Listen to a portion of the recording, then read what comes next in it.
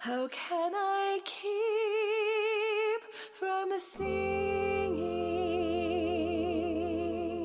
So this video, I just want to explain one of the questions that comes up the most, and that is, how do I sing higher? It's a really interesting question because there's not one answer, and you're going to find a lot of videos on YouTube answering this, and I suggest you watch a lot of them because you're going to find something that works for you somewhere. It might be this video, it might be someone else's. So I will share with you my experience and my expertise and see if that works for your situation.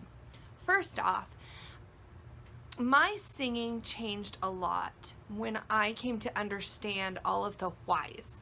I had had years of lessons, but I didn't understand the physics behind it, the biology, the mechanics of my instrument that was my voice.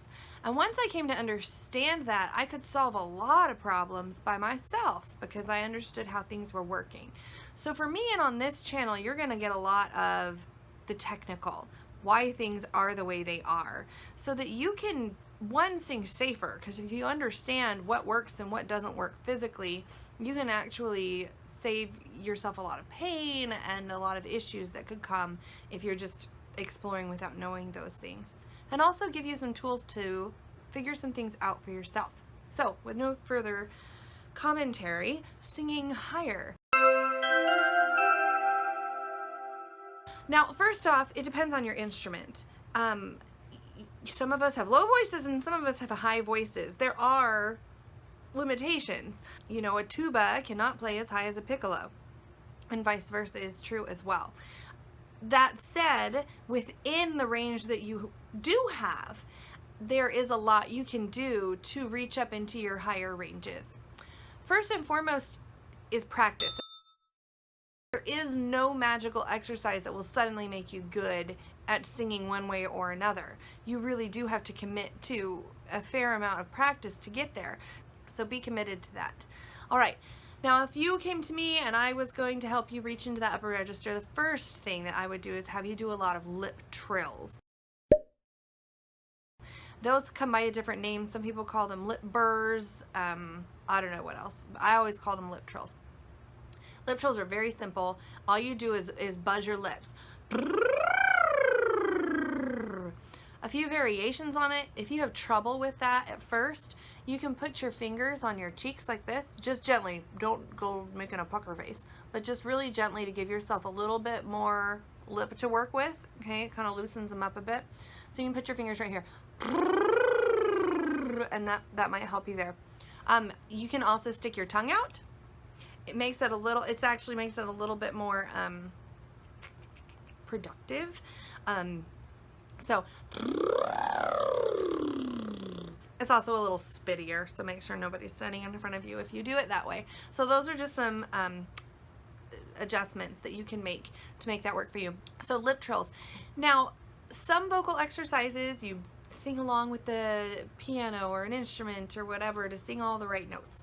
I suggest that sometimes, not always, but sometimes you just sing without an instrument, so that it doesn't become a crutch, so that you can sing the actual notes that you need to do. Now, sometimes scales and things and singing specific notes are necessary, so don't get me wrong, I'm not dogging on that entirely. But for this, just sing comfortably for you. Okay, so start with just some easy up and downs.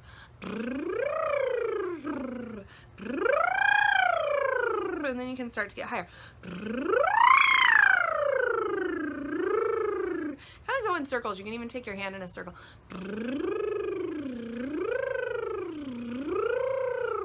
Do that seriously for just a couple of minutes. That really warms up your voice. It's extremely healthy. Your tongue is not involved trying to say words and make sounds and syllables. Sometimes that creates tension in your throat. So doing lip trills tends to be very freeing and comfortable.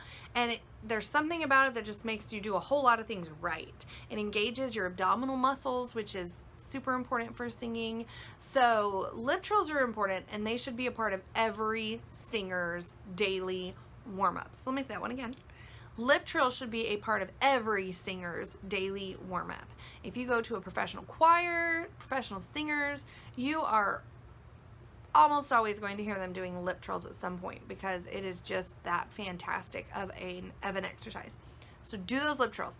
Practice your low, practice your high. It's very freeing and it will really reach you up into that higher register without you doing much harm at all. And get your voice used to just being there, being in that high area. So again,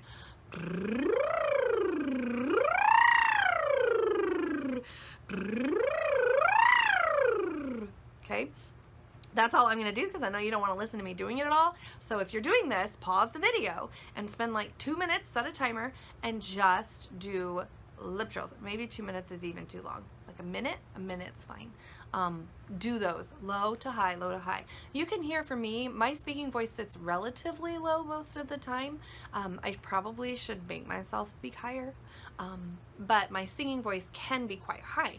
So it doesn't necessarily equate to your speaking voice level. We, as people, we tend to speak in our lower register than where we can sing.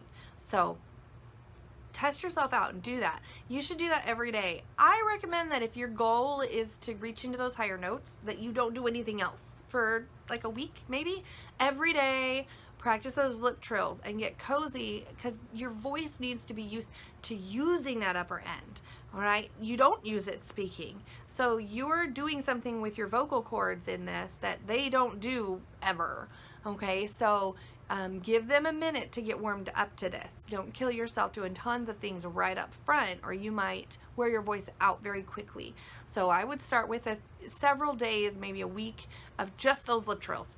That's it. Getting into, and I'm talking about into that higher end that you're not used to using. Okay, and then the next week we'll do some different exercises. So, okay, so that's video 1. That's all I'm going to tell you today. But I'm going to make another video, like right now, that you can watch after this one to really get into that upper register after you've warmed up using your lip trills. Okay, so I'll see you in the next video.